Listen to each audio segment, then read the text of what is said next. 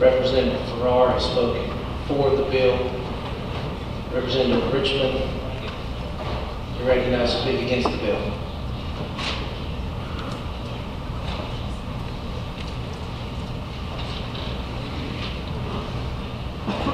Thank you, Mr. Speaker. I'll get this down to my height. Colleagues, I certainly appreciate this opportunity to come before you because I have to say I'm very concerned about this bill. When I ran for office, one of the promises I made was that I would do what I could to put an end to the private option. Now, of course, you're going to sit out there and say, that's exactly what this bill is doing.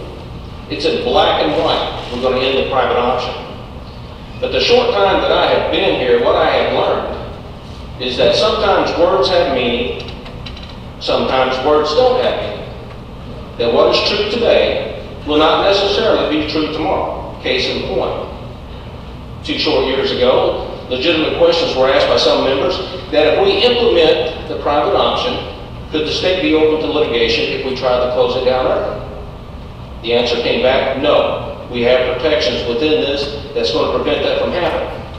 Fast forward 2 years to the present time, and we ask the question, well, if we end this early, 2015 instead of 2016, or we put a moratorium, the answer comes back that the cows will stop milking, the chickens will stop laying eggs, and that the lawyers will absolutely fill up the halls with litigation. Now, at one time before I came here, I would have thought that somebody was misleading somebody.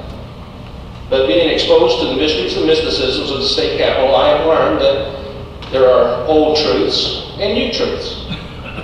2 years ago, we were operating on the old truth. Today, we operate on the new truth. New truths such as, I just learned that we saved $900 million with this program. And I thought that is tremendous, that is great, but I'm disappointed.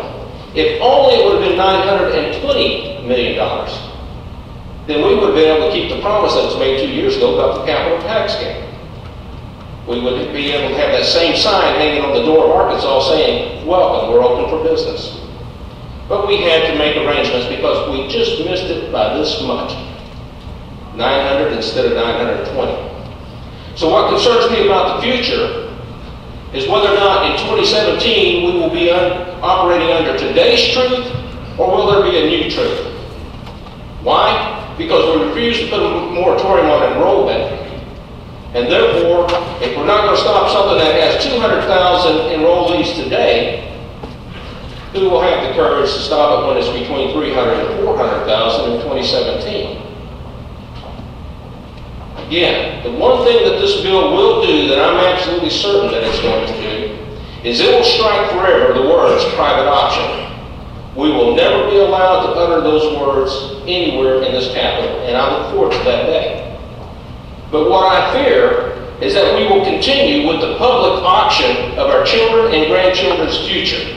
That we will continue to mortgage the future in order to put a Band-Aid on this self-inflicted wound that we have now had on ourselves here in Arkansas. What I fear is that we will continue to pick winners and losers.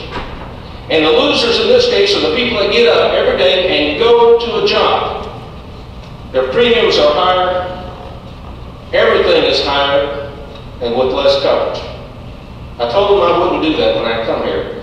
And I intend to keep that promise. I'm just simply asking you, before you push the button, consider the promises you made. Thank you.